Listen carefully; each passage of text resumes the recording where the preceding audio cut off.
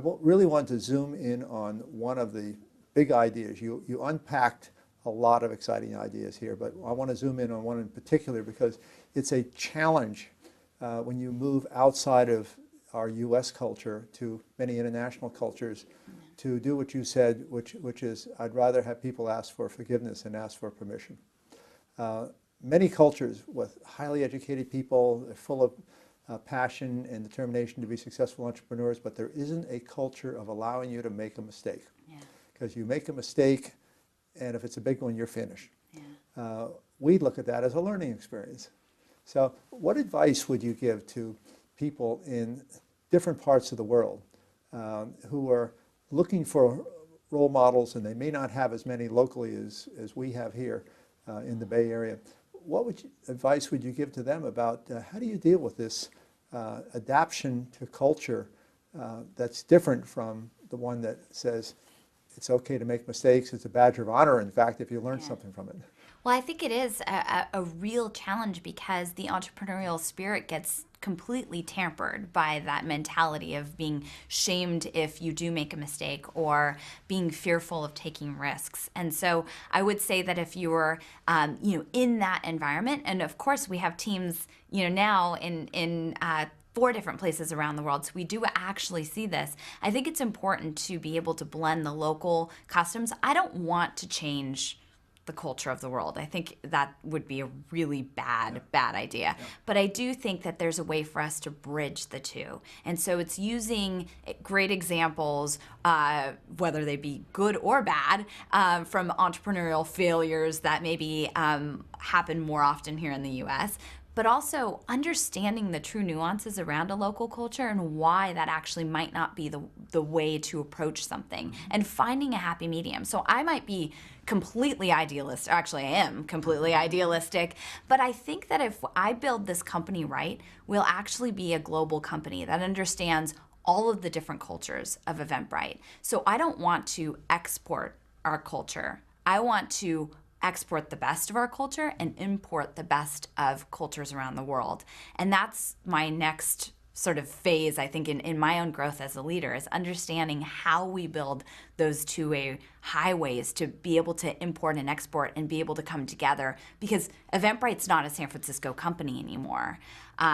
At least I don't want it to be. I don't want it to be the San Francisco company with offices around the world. I want to be better because the sum of all these amazing parts, if that makes sense. And I could probably get a lot of advice from you, hopefully. Well, I think a lot about exactly what you're talking about. And we have experienced for about 5 decades now, the American model of middle-class aspirations has been exported around the world through entertainment, through people traveling, through sports, through all of these things. America said, here's something to aspire to. Well, guess what? It's not affordable anymore. So this world that we had of conspicuous consumption, we have to learn to adapt. And I believe that as a new middle class is emerging in markets like the South Asian countries, 635 million people are expected to be in their definition of middle class by 2020, or you want to add in India and China, you can get up with South Asia up to something like 2.5 to 2.8 billion people.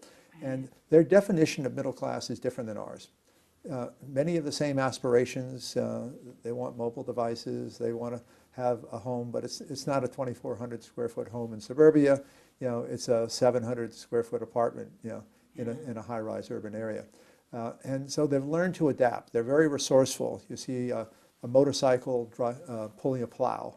You see really frugal, resourceful ways of thinking about things. And I think you're absolutely right, Julia, that we're going to see the importing of resourceful ideas of how to adapt things to an economy, which is going to mean that we're going to have to figure out cheaper, faster, better ways of doing things. And so what you're doing of opening your mind to say, not only are you going to export things to other parts of the world, but you're willing to have an open mind to import ideas. And that's a big change in the world. Well, I think it's absolutely vital for us to understand that we're going to have to adapt. And I think that at Eventbrite, in my own little tiny microcosm, that I get to have some influence over, I feel that my goal is for us to be relentlessly in pursuit of evolution, right? So it's that nothing is ever going to remain the same, and we should be looking to evolve, which, I don't know, evokes improvement over time, and be open-minded, because I think that when you look at San Francisco particularly, which I would now consider the new Silicon Valley almost, you there is a lot of insular thinking, and we are not, I think, at the point where we're understanding the power of opening ourselves up and saying, hey, maybe we're not doing this the best way that it could be done. And that's something that I think applies to the country. I think that we could be much better if we were open-minded and almost open-sourced, if that makes sense. Yeah. Well, I really love your observation that San Francisco may be the new Silicon Valley. When I was recruited to Apple, we're going back to 1982, I didn't know anything about computers.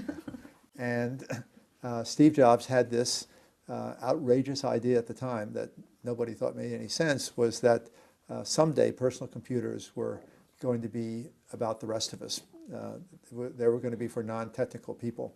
And in those days in Silicon Valley, marketing was something to talk about all the features that you had in your product.